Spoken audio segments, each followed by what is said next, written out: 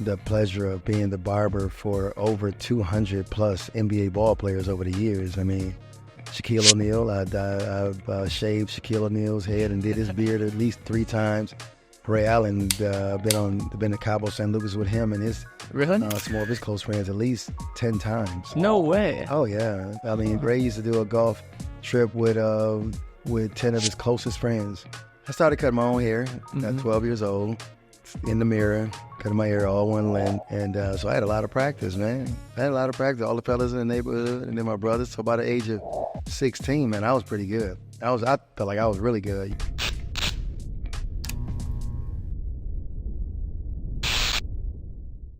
Welcome to Innovation Illuminated, a podcast where guest entrepreneurs and experts in their field of business share their experiences and knowledge learned through their journey in the business world. I'm your host, Hunter Pirok, and similar to these guests, I am also an entrepreneur. Today, I'm joined by Gaulien Smith, also known as G. He is the owner of G's Clippers and has been cutting hair since he was 12 years old. G worked at a barbershop after cutting hair in his basement and eventually branched off and started his own barbershop and has now grown into having a location downtown Milwaukee that hosts 30 barbers. Along with being a barbershop, G's Clippers is also a very community-focused place for people to come to gain knowledge and other insights to help their well-being.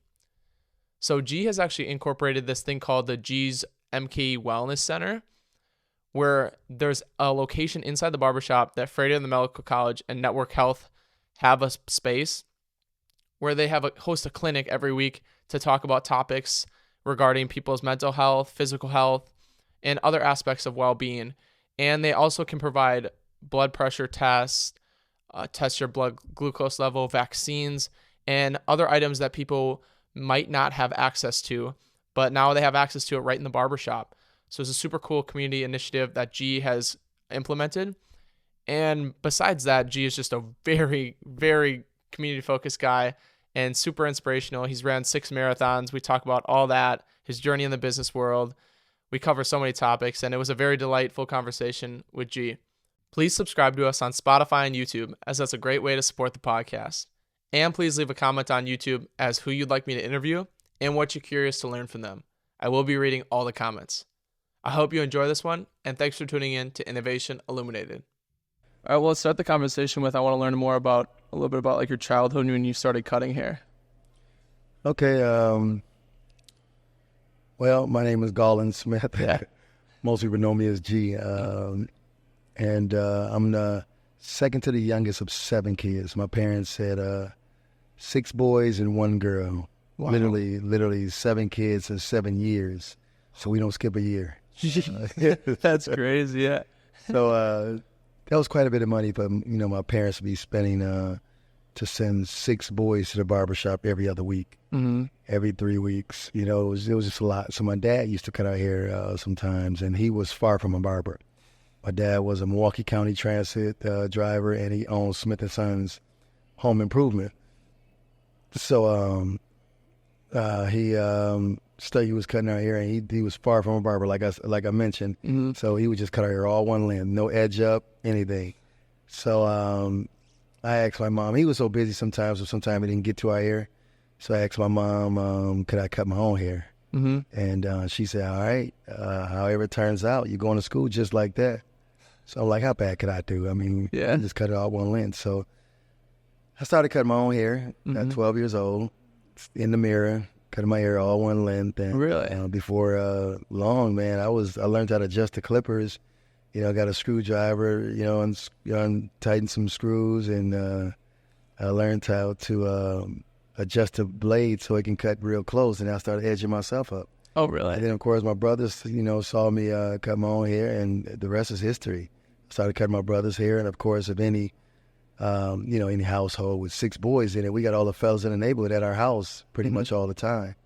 And so I had a lot of practice, man. I had a lot of practice, all the fellas in the neighborhood, and then my brothers. So by the age of 16, man, I was pretty good. I felt like I was really good, Okay. Because I had guys that would normally have went to the barbershop, nice barbershops, known barbershops, and I used to cut their hair. And they were coming to you? Yeah. Where were you doing it, at your house? I was at the house. Yeah, my mom's house. I was 16, man. 12, 13, 14, 15, 16. Like I said, by 16, I felt like I was really, really good. Okay. I was a sophomore in high school at that time. Yeah. Maybe a junior in high school. And, I never, ever was broke, man. I had at least $5 in my pocket. I love it. The hustle started early for you then with cutting hair. Early, yes. And it's still going today. It's still going, man. So when did you transition into getting a job at a barbershop? Did you eventually get a job at a barbershop? I did. Okay. No, I did. I decided to go to school for barbering and cosmetology when I was 21 years old. That was a year program. Mm-hmm. I graduated from there, and I worked at Carol's New Image. It's no longer there now. It was on Fond du Lac and Capitol, I'm sorry. Fond du Lac and Capitol. It was a 4-chair barbershop. That was the only barbershop I've ever worked in before opening my own barbershop. Oh, wow. Yep. So I started working for her in 1992. Okay. I opened G's Clippers June 1st, 1995. Wow, so you worked there for 3 years. 3 years. Did you learn a lot from that experience? I learned a lot. I learned a lot more so what I wouldn't want to do Okay. in my business, more so than, some things maybe what I did want to do, but more so what not to do. This business, man, the barbershop business it can be a tough business, can be a tough business, but I would like to think I really weathered the storm, and here we are. I mean, June 1st, I'll be coming up on 29 years. That's awesome. Yeah. And this place is sweet, too. This wasn't your first location, though, was it? No. My first location was on Fond du Lac and Sherman. Fond du Lac and Sherman, because Fond du Lac and Capitol was the first shop I worked at, and then luckily enough, I was able to get a shop literally like 7 blocks down the street. My first own shop. Oh, no way. That I owned was only 7 blocks from the shop I worked at. So, when you get a shop that close, you get to keep those clients. Those clients that was walking, or was in the path of their jobs or homes. I was able to keep those clients, so that was great. So I opened that shop in 1995, and that shop was open for 22 years until I opened this location. Okay. And for a short time, I had 2 locations. I had the shop across the street. So I had the shop across the street, next door to Skybox. I had that location from 2006, I want to say, until 2013, 14, I would say, and then I came over here. What was the big transition like? Why did you want to come here instead of just stay there? Here, man, you gotta understand, I could put all 30 of my barbers under one roof. Yeah. When I was over on Fond du Lac Avenue, that shop could hold 12 people, and then the shop across the street could hold 20, so that was 32 barbers. Okay. In 2 locations. So I was always at full capacity. Yeah. And so I said, hey, once I saw I can get this location with the architectural design, size of it, I could fit everybody. Mm-hmm. I had to get rid of 2 people, but hey, this could fit everybody. So I'm like, this is a dream come true. Hey, I got, 1 note, mm-hmm. 1 We Energies bill, 1 phone bill. It was great. And everybody here, which is cool, for sure. So I don't understand, or I don't know, I guess, much about the schooling aspect. So is there like an apprenticeship program and a barber school program that people could do? There's 2 ways you can go to school for, or obtain your license in barbering and cosmetology. You can either go as an apprenticeship, and that takes 2 years. You go to school every single Monday. Typically, barbershops are closed on Mondays, as you can see. Yeah. So you go every Monday, and then you work in the shop from Tuesday through Saturday. Mm. Or you can go to school full-time, which I did, and go to school, and you're in school for 8 hours a day for a year and knock it out. That's a lot. Yeah. Do you learn a lot of stuff? I know my Nana was telling me about, because she knows you're from MITC a little bit. Exactly. And she was telling me about that, they teach you so much stuff that maybe you wouldn't even incorporate in a barbershop. They teach you how to color hair and stuff like that. You learn a lot. You definitely learn a lot. You learn a lot about the hair itself and different chemicals, cold waves, relaxers.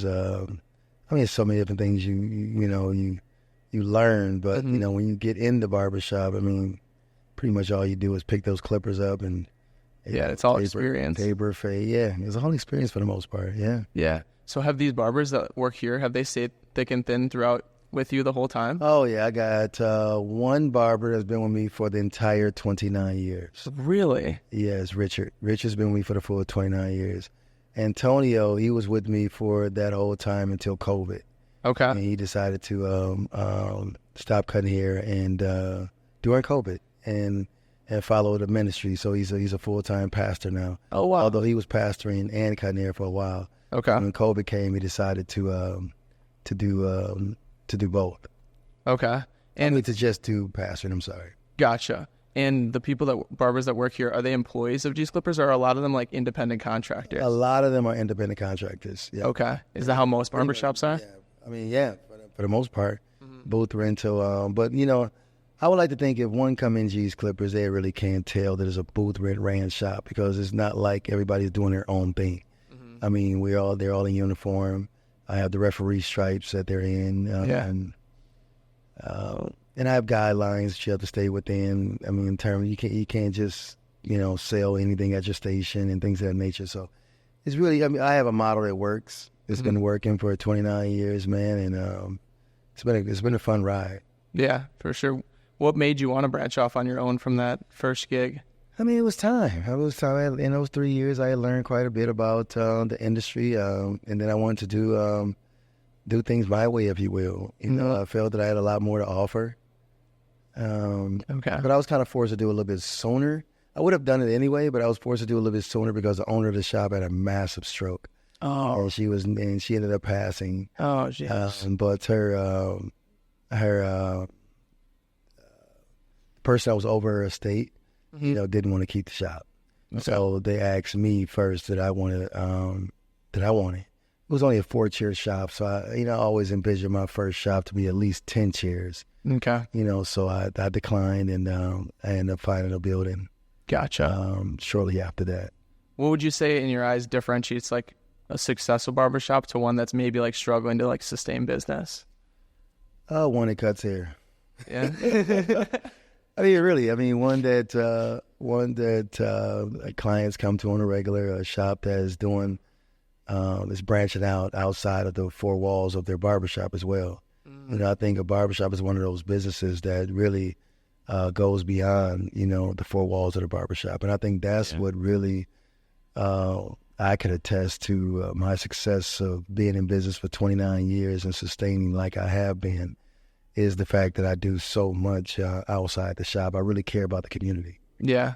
Yeah, and the barbershop is like a community. People come in here and they got so many different things here. Yeah. I'll adjust that quick. But yeah, like I was saying, like the barbershop is a community where people come to chat, where they come to, like you have right now, the look good, feel good with the Froedtert and the M.L.K. College thing. Yeah.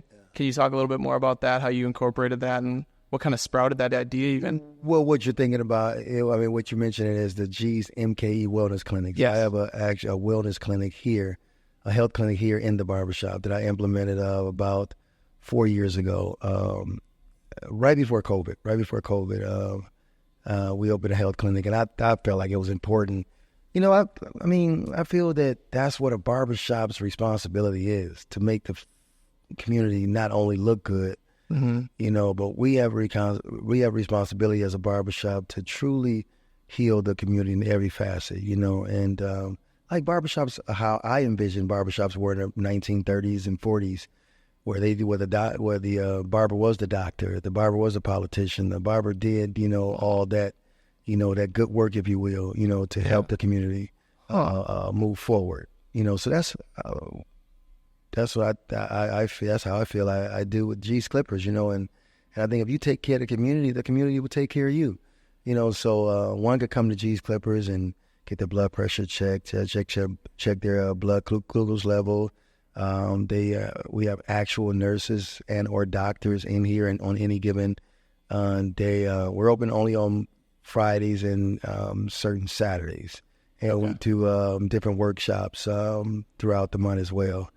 It's really been a great ride, man. It's been received very well by the community, and people ask me why did I decide to do it. I mean, my dad died at such a young age. My dad was only 62 years old when he died. He died of colon cancer.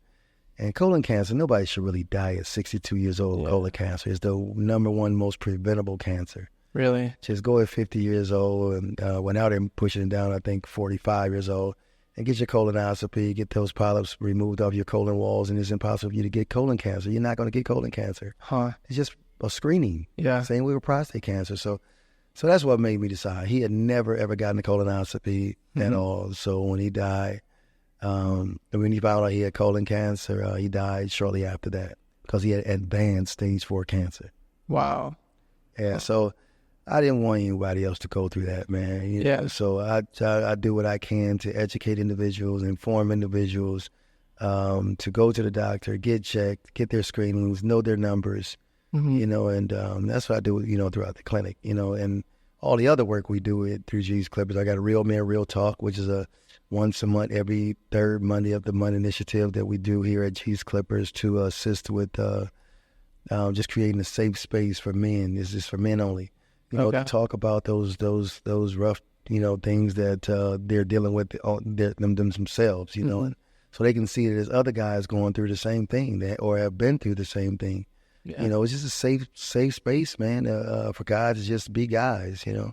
We average about 100 guys a month. We've had as many as 200 guys. We've had politicians come through, and the mayor, the police chief, sheriff. We've had numerous individuals throughout the past 5 years that we've been doing Real Man, Real Talk. And it's myself, along with Milwaukee Father Initiative and the City of Milwaukee, WCS, which is a community organization, doing great work in the city, and it's hosted by and narrated by my guy, Kwabena Antone Nixon. Okay. It's been amazing. If you can get here, is when I tell you, it's so, and it's amazing, man. I can't say enough about it. Yeah, you're a true inspiration, man. I feel like you innovate so many things that's outside the barbershop that you bring into here and create a community for people to not just express themselves, but also get educated and learn, because there's not many outlets that maybe help them, and you're creating a whole community that people get to learn and stuff, which is so cool, because like I said, so many people don't have that outlet, or they don't feel the need that they need to go get educated. Right, it's important, man. I try to do what I can to help the community in every way, shape, or form. I mean, I have connections with housing. I have connections with MATC, individuals interested in going to get their GED or further education, further college education. I have a relationship with them, a partnership with them. I mean, when I tell you, I mean, it's really been an unbelievable ride. Once I was able to tap into other areas of the community in terms of offerings, what I can bring into the shop, I'm like, that's when the floodgates open. I mean, now when I tell you, I believe that G's Clippers will always be relevant as long as I want to be relevant. And when I say I want to be relevant, as long as I continue doing the good work in the community to help my community, G's Clippers will always be thriving. Yeah. And that's what separates what I believe is a successful barbershop between one that's struggling, because, you're creating a legacy in the barbershop industry, which is so cool. Were you raised like that you were really community focused? Yeah, I would like to think that. I would like to think I was raised that way. I've been raised in church, my whole life. So, the church was the place where we always saw give back, My mom was very, very involved in church, very involved. So we were in church probably 3 days a week. Really? Growing up, so it was in me. And my mom is such a giving person. She passed away at just 65 years old. Oh, really? Yeah, I mean, so young. Diabetes, heart issues, hypertension. Yeah, she had a plethora of things going on. But Dad, like I said, he just had the colon cancer. Right, which could have been fixed if you would have been educated or done the screening too, which is crazy.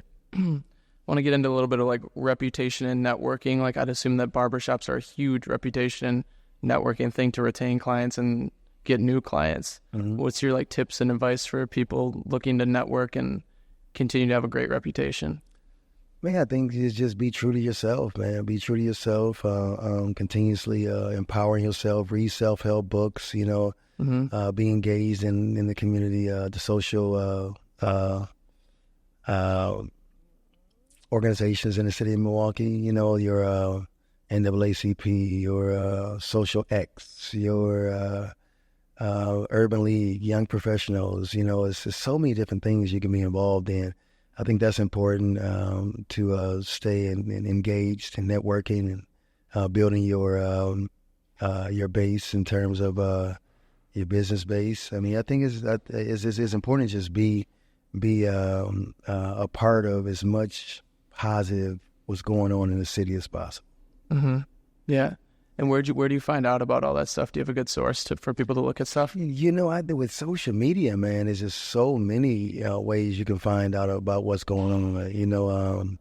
Do hashtag searches. Mm-hmm. That's one thing I tell people all the time, man. That's something that a lot of them take for granted. Don't understand. The hashtag that people put behind their post, that really has it's something to that. You can really do those searches and find out all type of things was going on. Let's say if you want to looking for a networking event, do a hashtag networking event. Yeah. Hashtag networking. Do the search, or your community barbershop. Hey, they should be posting things like I have here. What's going on. Mm-hmm. Or if you hear about something that's going on, follow them on social media. Social X is one that's really doing some great things. Okay. Stay engaged. To stay informed. Mm-hmm. Yeah. Yeah. And I feel like just being yourself and being true and honest and genuine and authentic is so important too. Extremely important, man. Yeah. Just being yourself could go a long way. Mm-hmm. For sure. And it's tough these days to gotta be yourself when you're young. With social media, everybody thinks that this is how these people are living. Everybody's have a happy life on social media. They're showing only the best days. Yeah. So you feel like you have to do that. You feel like you have to compete, and nah. Yeah. Be yourself. Yeah, I did a podcast with this guy named Craig Shufflebine, and he told me comparison is the thief of all joy. And he's like, people compare themselves, like myself being 22 years old, like go on social media and they see somebody, like I'll see somebody driving a Lambo at like 21. Yeah. It's like, dude, how do I get there? Exactly. Like, what? That's unfair. And then all of a sudden I start beating myself up and like my joy is stolen because I'm just comparing myself to them. Exactly. And that's such a struggle, I feel like, with so many people nowadays. Yep. Yeah. Yes. You just got to be yourself and be yourself. Do what you want to do. For sure. And what's for you is for you, man. Right. And nobody take it away. Right. What's for you is for you. Yeah. Where'd you find that passion? I guess you started so young, but in barbering, because I know it's hard for a lot of people to find their passion, what they want to do. You found it so young. I was 12. You understand? I was 12. When I was 12 when I started cutting. I didn't think that I was going to do it for a living. I did it to make money. But then as I kept getting older, kept getting clientele. My clientele started to grow, and it's hard once you get into barbering. It is hard to shake it. Once you're in it, like right now, I don't really cut hair like I used to. I have retired from actually cutting behind it on a regular basis. Mm-hmm. So I cut like seven guys. I kept in years. But it's. I'm glad I did. Find it at such a young age. Right. Yeah, because I'm sure it's a big struggle for a lot of people trying to find that passion. But you found it so young, and now you grew into owning your own business, which is super cool too. Do you like the aspect of managing the business and everything like that? I like managing the business. I do. I like it more so than actually doing it. The actual cutting. Okay. Myself, and that's when when I started to kind of phase out of cutting hair myself, I started to really see, okay, G, what you really, really enjoy is people. Not so much cutting hair itself, although I do like cutting hair, don't get me wrong. Yeah. But I love empowering people. I love making people better. I like leading people, and that's what I do now. Yeah. I have 3 managers that run G's Clippers, and I love, just seeing them grow and seeing how they lead. And I'm showing them how to lead better. Yeah. So I enjoy that. And then, diversifying a little bit myself. I enjoy kind of, thinking about the businesses, so business ideas to get into. Mm-hmm. Yeah, to grow yourself and a new challenge maybe to take on and whatnot. Yeah. I reached out to my grandma because she really wanted to ask you a question. So I was like, all right, you get one question to ask G on the podcast. So she wanted me to ask you, what was your role on the MATC board? My role on the MATC board was my role. I mean, MATC board, they contacted me about joining, and which I probably need to find some time to get back involved with the MATC board. Mm-hmm. But I believe my role was to let them know exactly what the barbershop life was like from a individuals that's truly in it. Yeah, an inside perspective. An inside perspective, so they can see exactly what the laws and regulations truly, the effect that it truly have in the barbershop and such. So that's what I would like to think. Okay, I gave that perspective. Yeah, a unique perspective. I mean, we've already been talking. I'm already so inspired by you, which is so cool. But you're a father, business owner, running marathons. You do it all, and it's crazy, and it's so inspiring. But what keeps you motivated through it all to just keep going and trying new things? I got two sons. Mm-hmm. I have a 15 and 16-year-old sons, and they keep me going. The community keeps me going. Trying to find new challenges. Try to address different issues that I see in our community. I mean, that keeps me going. The state of our community, it gets really emotionally draining sometimes when you watch the news and you hear what's going on in the city, in our community. So that just keeps me going, and that's where, Real Men Real Talk sprouted up from. Trying to do what I can do, man, to help this community, to heal the hood, if you will. Okay, I like that. It's an interesting motto. Yeah, that's fun. Yeah. So how was you just got back from, let's talk about the Japan Marathon a little bit. Yeah, Japan Marathon. I just completed number 6 of the 6 major marathons. That's insane. That was definitely a feat. And now, just when I complete the 6th one, they're talking about adding a 7th one for the first time since the inception of the 6 major marathons. The 6 major marathons is the Abbott Industry sponsored feat, if you will. Okay. And the 6 major marathons is 3 in the United States and 3 outside of the United States. 3 in the United States is Chicago Marathon, Boston Marathon, and New York Marathon. Then you have Berlin, Germany, London, and Tokyo, and I've completed all 6. Wow. Now they're adding a 7th one, and it looks like Sydney, Australia will be the 7th. Okay. So I look like I'll be doing that. Yeah, they just don't want you to stop. I thought Tokyo was going to be my last one, but, and I'm not much of a runner, man, at all. I mean, the running is not, a lifelong thrill of mine. It's just, my first time running 5 miles nonstop in my life, I was probably between 38 and 40. Really? Yeah, so I hadn't been doing it for long at all. Wow. And what made me decide to do the marathons, I'm the first barbershop in the country to charter a Boy Scout organization. So my Boy Scout troop was doing something, doing a Philmont trip, a high adventure camping trip, 10-day camping trip with another troop.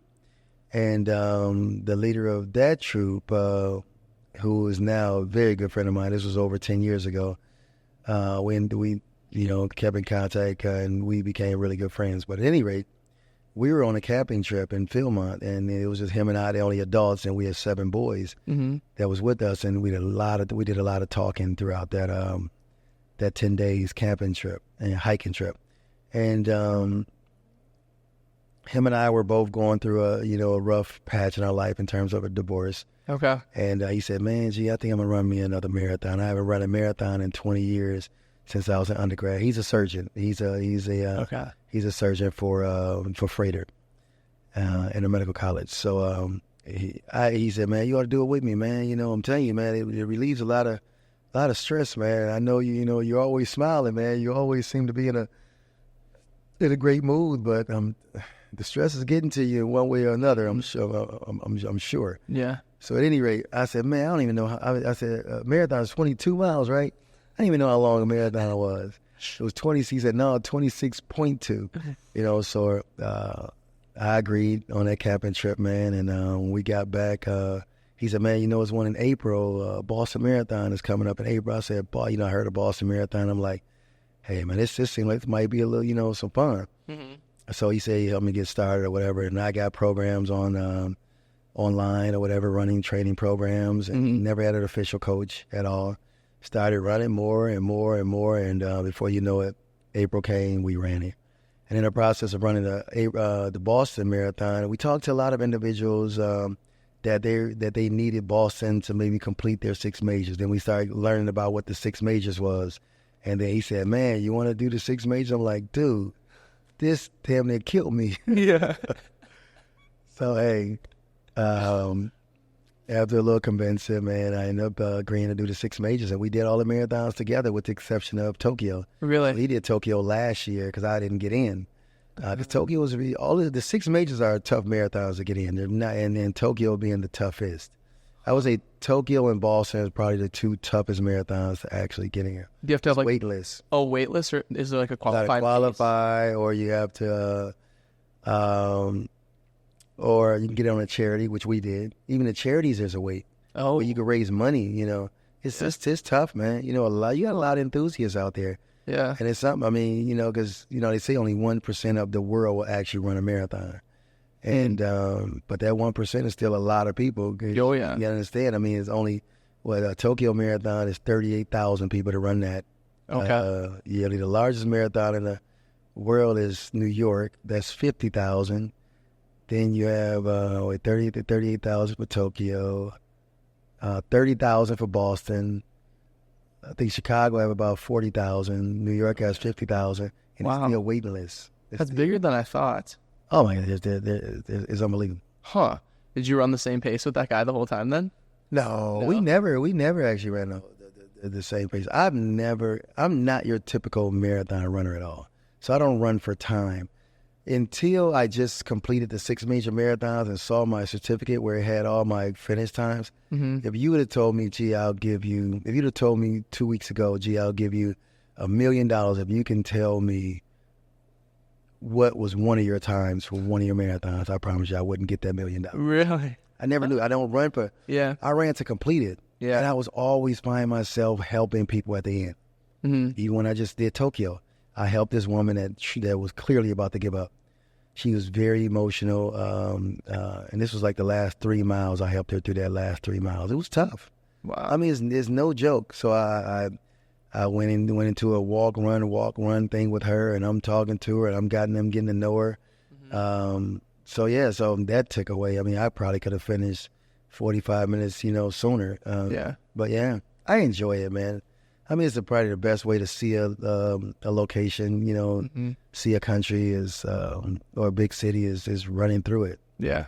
And it availed me to meet some amazing people that I will for sure keep in touch with.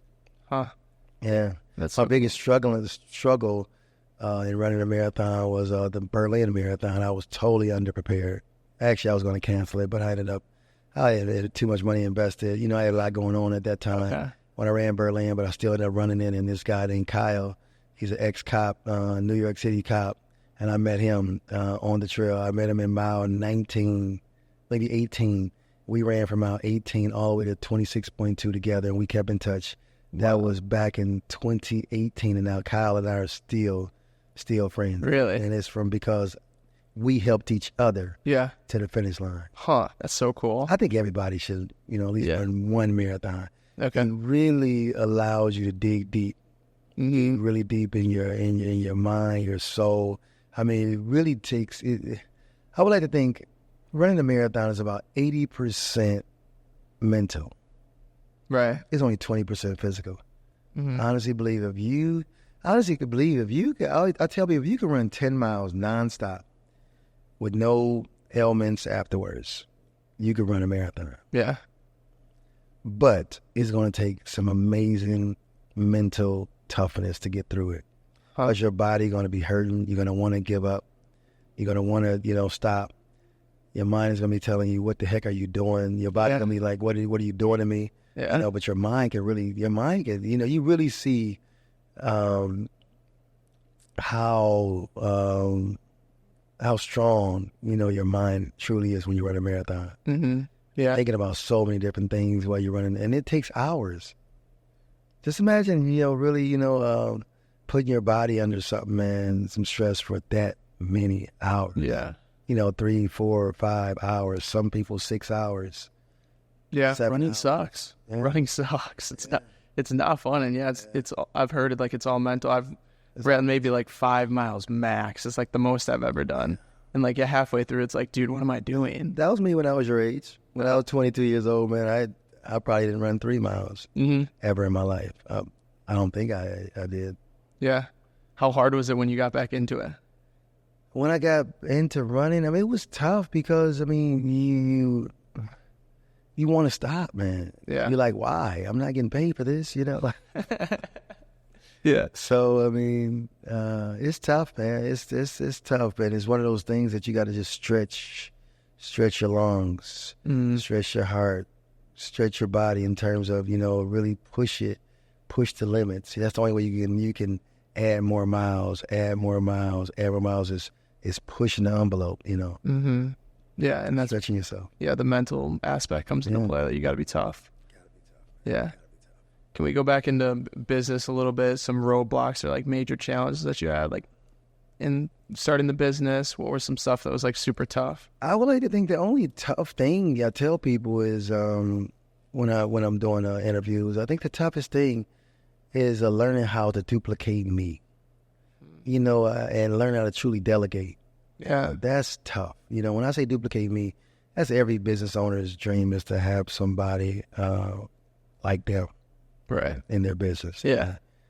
So, I mean, it's almost like I put to put it in the best terms, like the old story of Michael Jordan. Michael Jordan came in the year in 1984, and he had amazing numbers. I mean, this guy was, averaging 30 points a game with all these rebounds and assists, and he was doing great.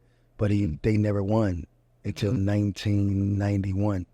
It took him so long to, learn how to develop players, learn how to trust other players, learn how to, delegate and empower other players. And I would like to think that was my story. I was running myself ragged. I was, with doing everything myself. It was hard to, kind of put the trust in other people, or to, I saw, amazing potential in individuals, but I'm like, wow, why the heck don't they see it in themselves? Yeah. God, amazing barber, skill set is amazing, but, they come in when they want to, they, sometimes do subpar work, to try to get this client, that client, that client, that client. This consistency wasn't there, but they truly had the potential. So until I learned how to truly motivate those guys, and that was when I think I really figured it out. Okay. And what helped with motivating them? What'd you learn? I got them to get to see exactly what how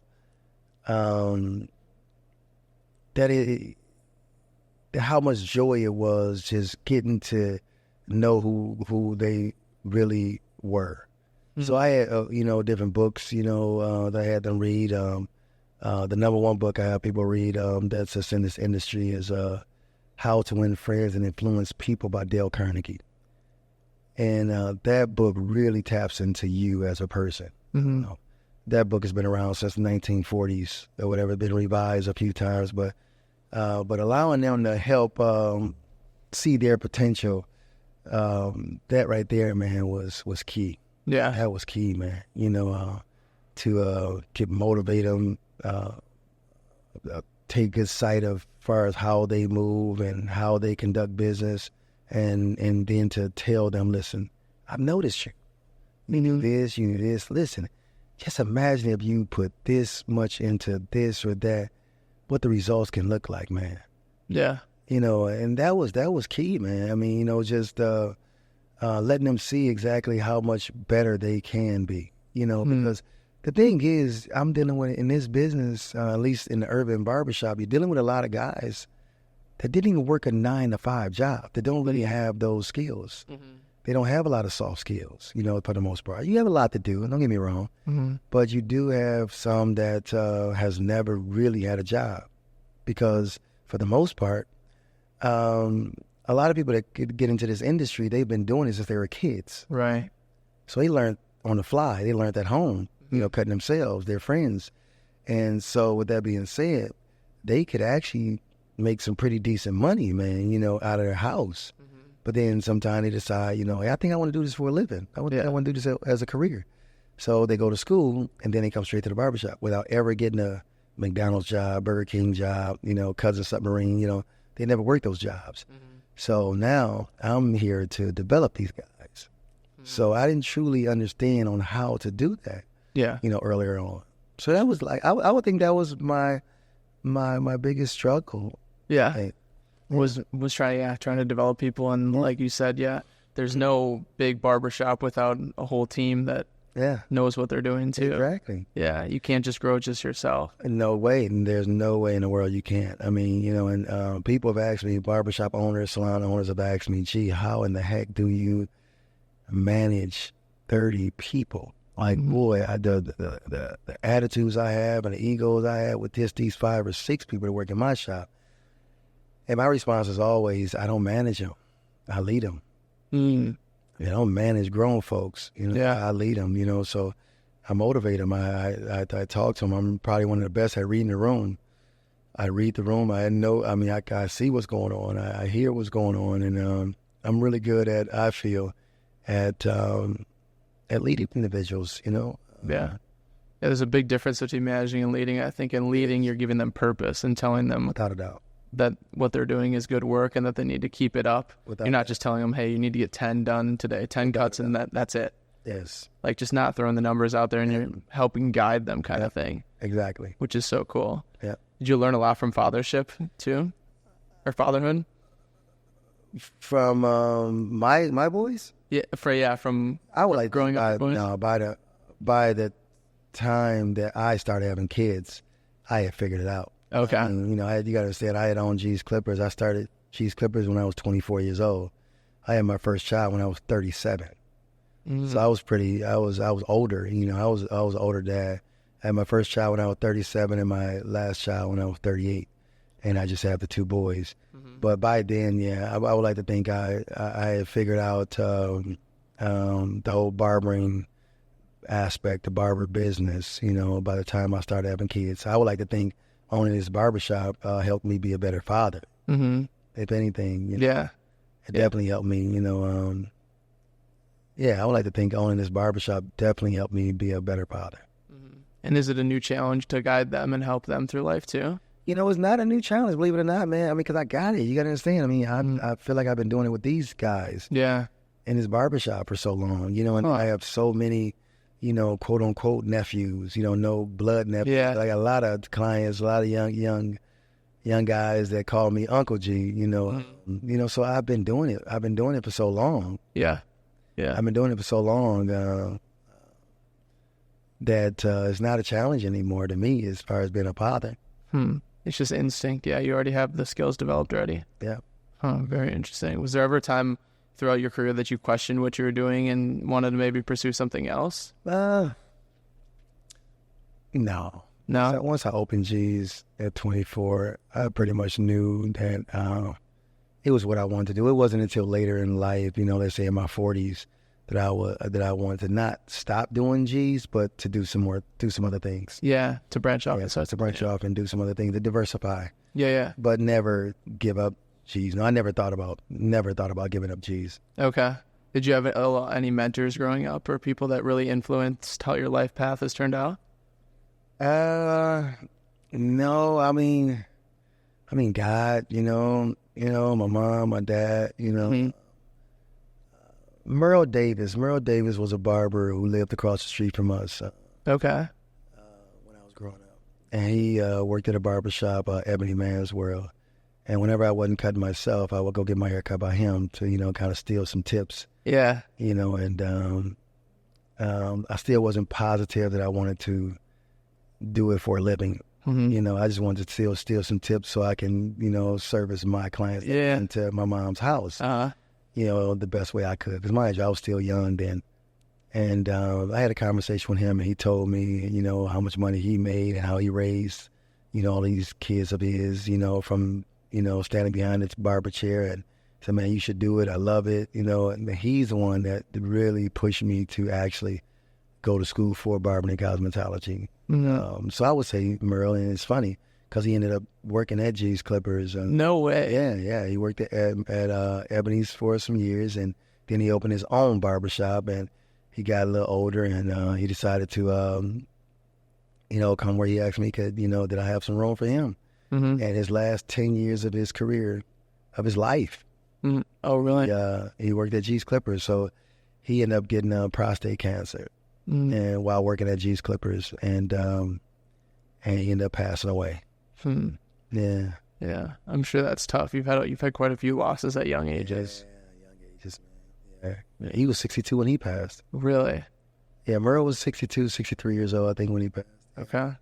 Huh. Did he help you a lot through the journey of starting your own barbershop? No, he didn't help me. He didn't. I mean, I wouldn't say he helped me Inspired directly. Inspired me more so than anything. Okay. Gotcha. So you're pretty much all on your own with starting the barbershop. Yeah, I started my barbershop all by myself. No loans. Nobody helped me in no way. I had to help myself. Did that first shop, did it come with all chairs and stuff, or did you buy all that stuff? No, I had to get it all. Really? I bought it all, yeah. Huh. Well, I started with five chairs. Okay. Yeah. Huh. We'll take a break and let the phone ring. Yeah. It's been fun so far. And I get to talk with so many cool people like yourself. I'm so glad that we got to fit this in because I wanted to learn so much, and I've already learned so much, and a huge inspiration in yourself to me, for sure. Appreciate it. What's some success stories that you have, some cool experiences that you have with clients or something? Oh, my gosh, man. I mean, there's so many. Yeah, there's got to be so many. To pick out one, I mean, you got to understand, I mean, I've had the pleasure of being the barber for over 200 plus NBA ball players over the years. I mean, so of course that came with a lot. I mean, I was invited to All-Star weekends many times. Huh. I got a personal relationship with Ray Allen still, and then he's retired sometime now. But him and I are still really good friends. Earl Boykins. I mean, I can go on and on in terms of NBA ball players that I still talk to this day. Tim Thomas. Reggie Miller and I became really good friends. So he's never played for the Milwaukee Bucks, but somebody referred him to me for a haircut, I want to say 7 or 8 years ago, and we still is really cool.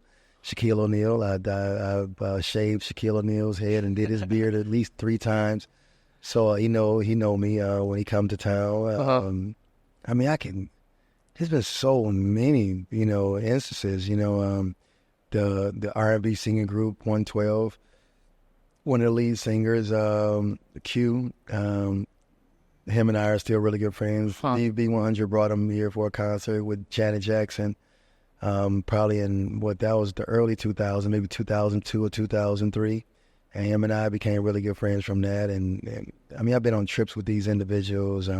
Ray Allen, been to Cabo San Lucas with him and his some more of his close friends at least 10 times. No way. Oh yeah. I mean, Ray used to do a golf trip with 10 of his closest friends, and I was included in that, and we did that for years, man. Really? Yeah, until he started going deep into the playoffs and winning the championships after he left the Bucks. Okay. Yeah, but after he left the Bucks, I was still going, but it wasn't until he started going deeper into the playoffs, But Ray and I, we really developed a really, really cool relationship, and his manager, Orrin Mayers, him and I are really good friends. So I can go on and on with the cool stories. Yeah. I remember when Tim Thomas, after the season was over with, when he was playing with the Milwaukee Bucks, he had to take a couple cars back down. He had to take a car back down to Philadelphia where he lived, where he had a second home, and went with them. And I was gone for like 10 days. It was a Bentley. Really? It was a Bentley. So instead of shipping it, we decided to drive it. We drove that car. It was him and I and his security guy and another, childhood friend of his. And we had a great time, man, because when we got there, we took the car there. And then it was the same time around, he had his AAU program. He had their tournament. And I went there, and I went to Rutgers Park that I heard so much about in New York. Okay. I saw that, some dope tournaments, some cool guys, man, amazing players. That I ended up seeing in the NBA, later on. Yeah, that's so cool. It's just an amazing experience, man. I got a lot of Where's the most, we'll narrow it down, where's the most interesting place that you've done a haircut? I know you do a lot of hotel calls, probably. Oh, yeah, a lot of hotel calls. Have you done one on a plane before? I've never cut a head on an airplane, no. Okay. I haven't done that. I'm trying to think of an interesting place. Maybe next to a bathroom stall, maybe. In the Bucks' old practice facility. That was horrible, man. That was horrible. But I did that for years. Really? Yeah, man. It's like in there, the bathroom was fairly small, and you got guys, man, taking a dump next to where I'm cutting hair. Oh my God! It was. I mean, there's a story. It was. Yeah, 2 urinals. Yeah, 2 stalls in a little space right in front of the sink, and that's why I used to cut hair. You were cutting the players' hair on practice and stuff. Practice. Yeah, cut hair. That was probably the most undesirable place I think I've ever. Yeah. I did that for years. For years. Huh. Yeah. How do people find out about you? Like when they come into town, is it all word of mouth? Like players and stuff? Man, once you cut a certain amount of people, I mean, I know all of, the valet guys at the Froedtert Hotel from going there cutting hair, along with so many of the journeymen downtown, Kempton Hotel, the St. Kate's Hotel, along with, when you've been in the industry this long in the city of Milwaukee, if people come to the city of Milwaukee and want a haircut, it could be an individual that they're talking to that has never been to G's Clippers, but they've heard of G's Clippers. Like, I never been there before, but man, they their barbershop been around for quite some time, man. Yeah. I'm sure they could take care of you. Right. So now it's autopilot now. Yeah. It's interesting that like all that stuff's already implemented. I feel like because a lot of people are thinking like so deep into marketing. Like I was thinking maybe you'd like go to the Bellman to like promote your business. Maybe somebody starting out could do that, but you already had all the relationships already. Now it's so much easier for people to, they really tapped into all these resources, out now, man. There's so many different avenues now individuals can go without spending no money at all, right, to grow their business, to grow their brand. Yeah. It's just a little effort, and a lot of it, you don't have to leave your house. Yeah. I mean, I grew with my business the old-fashioned way. I mean, knocked on doors, man, got on, I remember being on bus stops, handing business cards out, going to bus stops. Oh, my gosh. You got to understand, there wasn't such thing as social media. Yeah. Social media wasn't a thing. The internet wasn't a thing. When G's Clippers first opened in 1995, it wasn't a thing. So we literally, the business cards. Now, people don't even have business cards now. They have the card on their phone. Yeah. Yeah. It's all gone digital. Yeah. What else did you do? I want to hear more stories about passing out flyers. Yeah, that's what we did. Knocking doors. Literally knocking on doors, man. I just want to let you guys know that we're right around the corner on Fond du Lac Avenue. Here's our business card. We had door hangers made. You'd be surprised. And then we do these. We had a car punch type deal. Okay. If you recommended 3 people to G's Clippers, your next haircut is free. So we will give you a certain amount of cards, and if just 3 of those cards came back with your name on the back of it, then your next haircut is free. Believe the amount of guys that take part in that. Yeah. Oh yeah, they'll give those cards to with their name on the back of it to their friends and families. Say, hey man, make sure you go to G, or make sure you go to Rich, or make sure you go to Black. Make sure and those cards will come back and say, man, listen, I know at least 2 of my people came back. Did a 3rd one come back yet? I should be due for a free haircut, man. Yeah. That right there was probably the best. I think that was the best form of the best thing I think we've done with the best results, I should say. Yeah. That we got some great results from that, because not only are we just blindly handing cards out, they don't know how we cut. These are guys that literally get cut at G's already. That's telling you, hey, go get cut at G's, man, blah, blah, and they want a free haircut. Right, yeah. But you had to be creative back then, man. You had to be creative back in those days, man.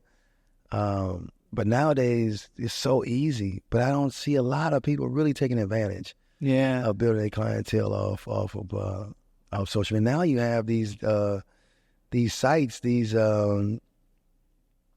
appointment sites. You know, they even advertise for you. Oh yeah. You know, so it's so easy now to build clientele. Yeah, and like you said, I feel like people just don't take the initiative. I feel like. Yeah. You know, this world is getting so lazy. It's getting this technology is making people more and more lazy. Yeah. You know, they want it now. It's the microwave industry. You know, they want it now. Yeah. Oh yeah. Well, yeah, it's tough. Like we said, like if you're seeing it on social media, you think that those people got it now, right? Because they're so young and they're in the cars, right, houses and stuff that they got it young. But could have been multi-generational wealth and other things that played into their part. Right. But yeah, it's tough. I think. What would you say is like something maybe that every business owner should take initiative and go do? Run a marathon. Yeah. As one. I might have to work towards that. Now that you've been doing it, I think that I should do it. Tap into, you know, the deeper depths of Hunter. Trust me, you will thank me for it. Yeah. But what I think business owners should do, definitely empower themselves as much as they possibly can. You know, with motivational books, self-help books, because the majority of your employees won't read. They won't read it. I mean, and now you are empowering them. I mean, and once they feel that you care, what they'll do for you and how loyal they are for you is unimaginable. Yeah. So get them to feel how you're feeling, kind of thing, with reading the books. Reading the books as a leader is what I'm saying. You as the leader read the book, and then with the information you get from these motivational books, self-help books, you know, you use those gems that you got from those books to help you lead better. Okay. So I'm just saying, empowering you as an owner. Yeah. You empower yourself as much as you possibly can, because the more you read, the more you empower yourself, the better leader you become. Yeah. Okay. Going back to the not knowing if you wanted to keep pursuing barbershop, which you said that you wanted to keep doing it. Were there ever days that was hard, where you had like a ton of stacked up clients and stuff like that, and you didn't want to do it, and it was just like a hassle? No. I mean, you learn how to. I've never ever had so many clients I was like, oh, I'm tired of this. I can't do this. No. I mean, I maintained control. I maintained a good work environment. Always. I never got rattled. Yeah. I never got rattled and wanted to pull my hair out. Huh. Always stay calm and just did it. Yeah. I mean, you understand, when you that's where your faith really plays a role. When, you know, that's why I thank my mom and dad, you know, for raising us up, you know, in church, you know, and knowing Christ, you know. So I knew no matter how hard it got, I'm built for it. I can handle it. Somebody else was always worse off than me. Yeah. You know, like how my mom and dad made it through way rougher times, raising 7 kids. You know, so here I am complaining about, because I got 6 people waiting. Yeah. They're sweating me about, you know, gee, am I next? No, that don't bother me. No, not at all.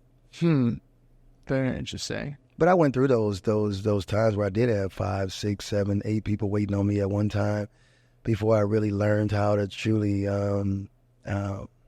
just take advantage of the appointments. Yeah. You know, because I didn't ever really wanted to do appointments, because guys came late, then now I'm working under pressure to get the next guy in. Yeah. You know, at his appointment time, you know. Is that common in the industry? People showing up late and stuff to appointments, or not really? Yeah, I would like to think it's common. I think it's more. I would like to think certain clientele. Okay. You know, so there's certain clientele. You know, it's all about how much value individuals put on being prompt. You know, to appointments. You know, is how they view you. You know, if you're a more laxed barber, you know, oh, I could be late. I know Hunter take care of me. Yeah. And he always take care of me. You know, you got to put yourself high on their priority list. Right. That's the key. Okay. You don't want them taking advantage of you.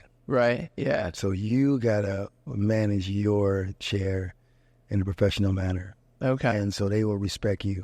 Yeah. And that's what I tell my staff. Okay. To gain the client's respect, Got to. so that they know that you're super busy and they're gonna take care of you. But You got to. yeah, they gotta respect. That's a you for must. sure. Yeah, for sure.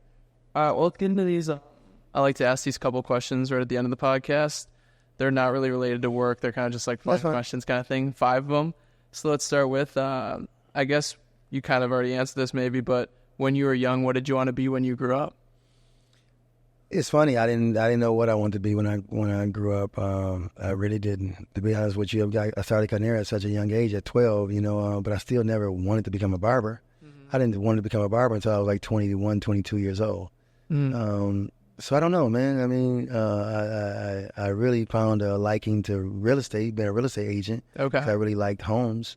I really liked looking at homes and viewing homes. So I would like to. Okay, I say real estate. Yeah. Okay. Huh. What's your favorite sports team? Oh, hands down, I'm Wisconsin till I die. Come on. I'm Wisconsin till I die. Everything Wisconsin. You would never see me with another team's hat, jersey, wristband. Even if you know the player? No, not even. I mean, Ray Allen, gave me his Boston Celtics jersey. I have it. I think I have that at home. Okay. I got his Seattle Supersonics jersey. I got a few other players. Tim Thomas's Phoenix Suns jersey. His Knicks jersey. I've never worn them. I never worn any of the. No. I have such a loyalty to Wisconsin sports. I mean, no, I've never. The only way I can see myself wearing another team's jersey, hat, anything, is if one of my boys end up playing for that particular team. Yeah. Other than that, nah. For sure. I mean, I've been a true diehard Milwaukee Bucks fan, Brewers fan, Packer fan, Admiral, Wave. I mean, my whole life. What's your favorite sports player right now then? Giannis. Giannis? His story is unbelievable. Yeah, right. I mean, it goes beyond his play on the court. Although that's amazing. I mean, his work ethic. That's the reason why I like him so much. It's not so much because he's a Milwaukee Buck. Because if he was on another team, because I loved Kobe Bryant the same way, or Michael Jordan. They had that it factor. Yeah. Losing is not an option. They really put so much into their bodies, so much into working out their craft. I like guys like that. Yeah, that lay it all out there. Yeah, that's not moved by the money. That's not moved by the fame. They're gonna stay dialed in all the time. Yeah. That's Giannis. And then to see his story, man, I'm not sure if you saw his latest. I haven't seen it yet. Is good. God, you got to check out it's good. The newest documentary. Yeah. I couldn't believe it. Really? He really overcome a lot. He overcome a lot, man, to see him where he is today, man. And his brothers, the love, they have. I love it. Yeah, it's so cool. And it's deeper than just a game for him, I feel like. It's more than a game to him. Yeah, where he came from, the loyalty, the effort that he puts in is insane. It's insane, man. Yeah. All right, so this is a question about, like, your legacy. How would you like to be remembered? How would I like to be remembered? That guy that followed his God-given gift and cutting hair and started from nothing and became that change maker in his community. He truly cared about the community. He truly cared about people. And he touched so many lives. He made so many people better. Yeah. Because of decisions he made, in business, decisions he made in life, that his just willingness to care. Yeah, for sure. I love it. All right, and the last question is, if a young person were to come up to you and they were thinking about starting a business, what would your advice be for them? Do your research. Do your research. Whatever business you're looking at getting into, find at least 3 businesses in that field. Try to go talk to the owner or manager there, or just go visit the business, pay attention to every little bit of thing you possibly can about that business. I think that's one of the biggest reasons why businesses fail, because they wasn't prepared. They didn't do their homework. Yeah. Yeah. Awesome. We'll wrap it up, dude. Thanks for doing this. Yeah. You're welcome. Heck yeah. Thanks for having me. Appreciate it. So much fun. Yeah. Cool.